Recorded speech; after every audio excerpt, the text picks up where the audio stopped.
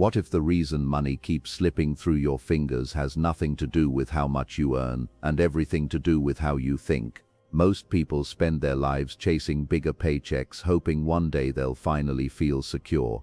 But the top 1% know a secret that changes everything. Wealth is not built by income alone, it is built by habits, discipline, and smart decisions repeated over time.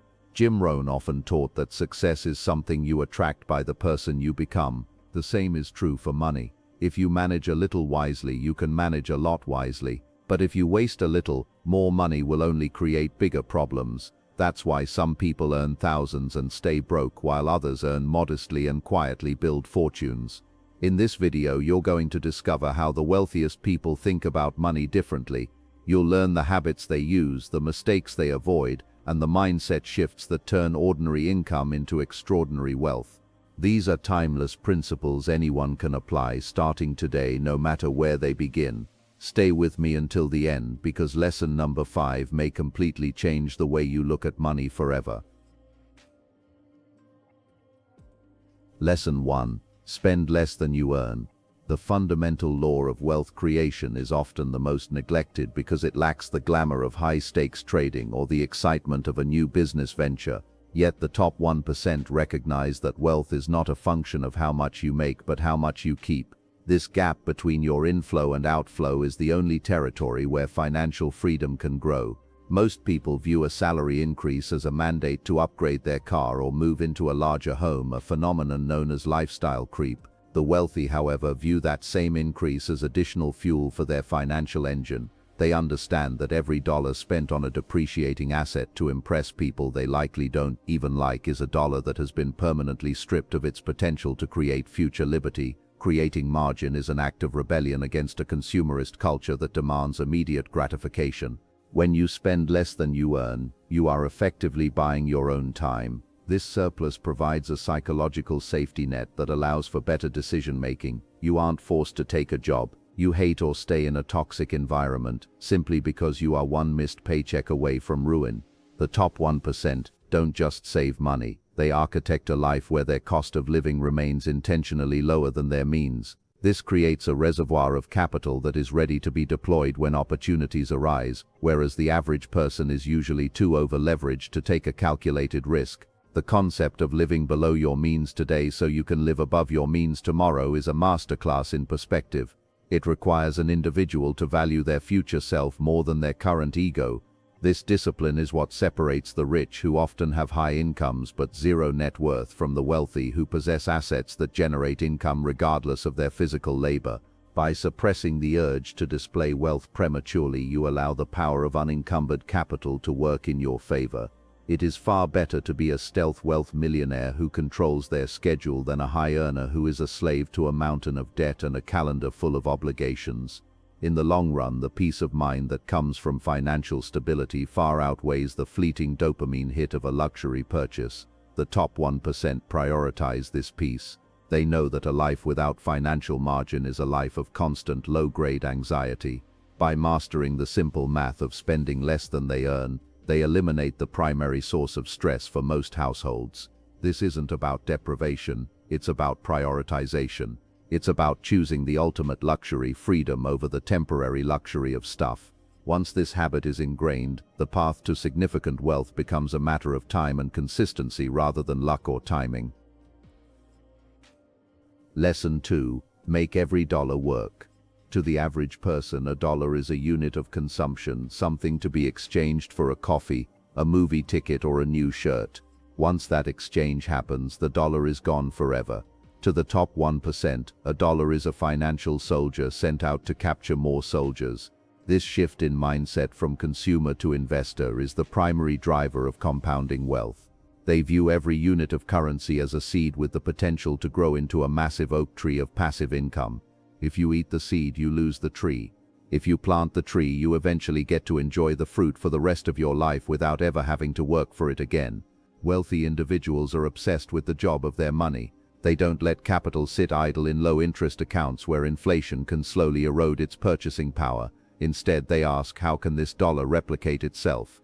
They look for assets, stocks, real estate, private equity, or intellectual property that have the inherent ability to appreciate or provide cash flow. By focusing on asset acquisition, they build a diversified army of income streams. This approach ensures that even while they sleep, their net worth is trending upward. They understand that labor scales linearly. You only have 24 hours, but capital scales exponentially. Jim Rohn's philosophy that money should serve you rather than control you is a cornerstone of elite financial strategy. Most people are in a master-servant relationship with their finances where they are the servant. They work for money to pay for things they've already consumed. The top 1% flip the script. They put their money to work so that eventually they don't have to work at all. This requires a high degree of financial literacy. One must understand the difference between an asset which puts money in your pocket and a liability which takes money out. The wealthy relentlessly prune liabilities and nourish assets until the income from their assets covers their desired lifestyle. Furthermore, making money work involves strategic reinvestment. When an investment yields a profit, the wealthy don't immediately spend that profit on a celebration. They reinvest the gains to accelerate the compounding process. This is known as harvesting the yield rather than slaughtering the golden goose. Over time, this creates a snowball effect where the growth becomes so aggressive that it eclipses any amount of money one could earn through a standard hourly wage. The ultimate goal is to reach escape velocity, where your investments generate more income than your annual expenses, granting you total sovereignty over your life and choices. Lesson 3. Track your finances ruthlessly. Ignorance is the greatest enemy of wealth. Many individuals earn substantial incomes yet wonder why they never seem to get ahead. The answer is almost always found in the invisible leaks of unmonitored spending. The top 1% treat their personal finances like a Fortune 500 company. They maintain a clear, real-time understanding of their balance sheet. Tracking isn't about being cheap, it's about being conscious. When you know exactly where every cent is allocated, you reclaim the power to direct your financial destiny. Without a map, you are simply wandering in the dark, hoping to stumble upon a fortune that will likely never appear. Ruthless tracking involves more than just looking at a bank app once a week. It means categorized spending, monitoring debt-to-income ratios, and calculating net worth fluctuations monthly. The wealthy use these metrics to identify patterns and behaviors that may be hindering their progress. If they notice that dining out has spiked by 20%, they don't ignore it, they adjust. This level of granularity allows them to be proactive rather than reactive. They don't wait for a financial crisis to look at their numbers. They look at their numbers to ensure a financial crisis never happens. Awareness is the precursor to control, and control is the precursor to growth. What gets measured improves. This is a universal law of management that applies perfectly to money. When you track your investments, you become more attuned to their performance and more likely to research better alternatives. When you track your savings, the visual progress motivates you to save more. The top 1% find joy in the data because the data tells a story of progress and discipline. They understand that money is a game of numbers and you cannot win a game if you aren't keeping score. This habit removes the emotional volatility often associated with money, replacing fear with calculated strategy and confidence.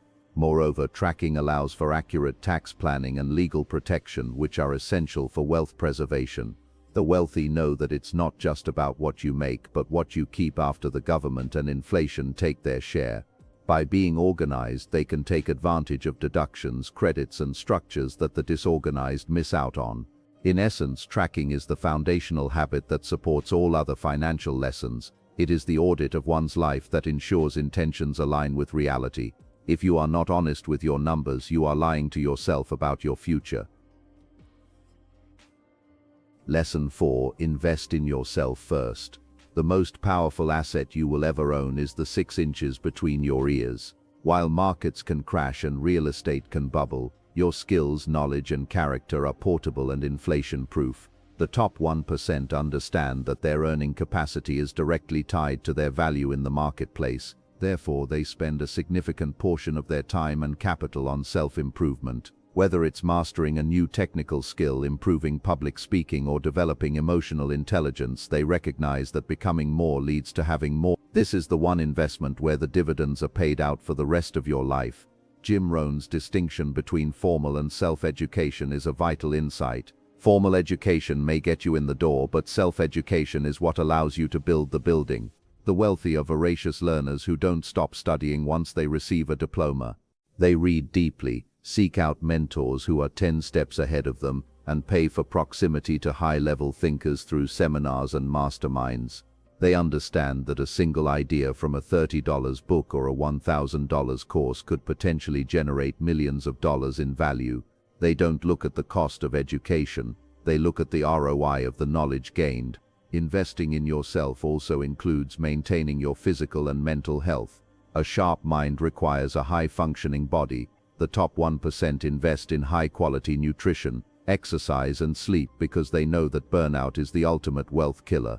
If you lose your health, you lose your ability to create and manage wealth. Furthermore, investing in your soft skills like leadership and negotiation can act as a force multiplier for your technical abilities.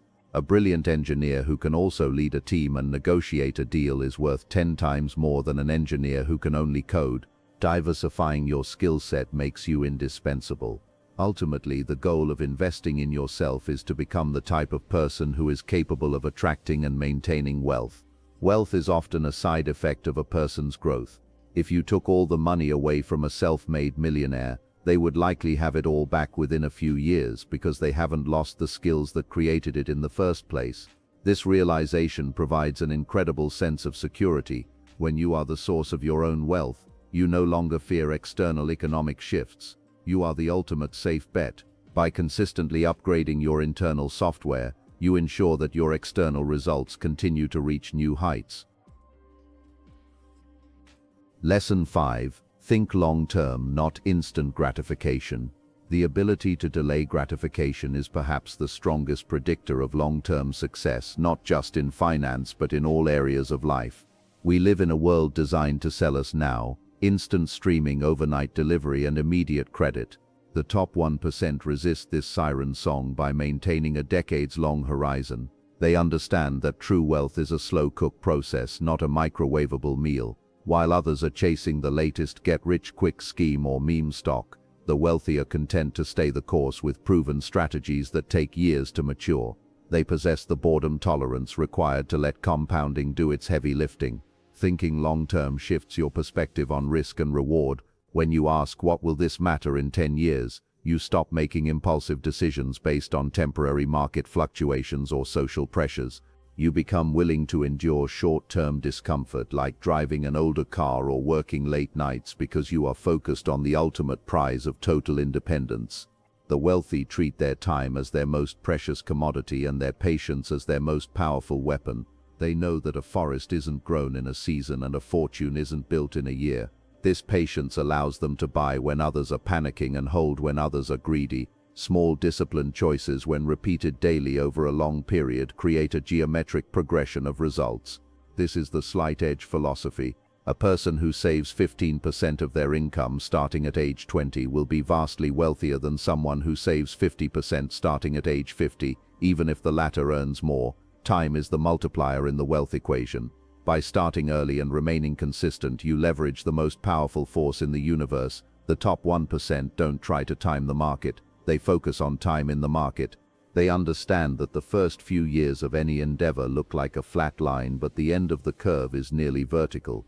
A disciplined decade can truly change the trajectory of an entire family for generations. This long-term thinking also involves legacy and impact. The wealthy aren't just thinking about their own retirement. They are thinking about the world they will leave behind and the foundations they are laying for their children and communities. This sense of purpose makes it easier to say no to the shiny objects of today. When you have a why that is rooted in the future, the how of daily discipline becomes much more manageable. By rejecting the culture of now, you claim your place among the few who will truly own forever. How would you like to apply these lessons to your current financial situation? Managing money like the top 1% is not about being born rich, having special connections, or making millions overnight. It is about mastering principles that anyone can learn. Spend less than you earn. Make every dollar work. Know your numbers. Invest in yourself. Think long term. These ideas may sound simple, but simple does not mean easy. The truth is, most people know what to do, they just don't do it consistently. That's why wealth is rare. Success belongs to those who apply wisdom daily, even when results are slow. Jim Rohn taught that discipline weighs ounces, but regret weighs tons. Every unnecessary purchase, every delayed plan, every ignored opportunity has a hidden cost. But every wise decision also has rewards that grow quietly in the background. You do not need to wait for the perfect moment, a huge salary, or some lucky break. You can begin today with the money already passing through your hands. A small budget managed wisely can become the foundation of a great future. Remember, wealth is not a mystery, it is a pattern, and patterns can be changed. If you start managing your money like the top 1% today, your future self may thank you for the rest of your life.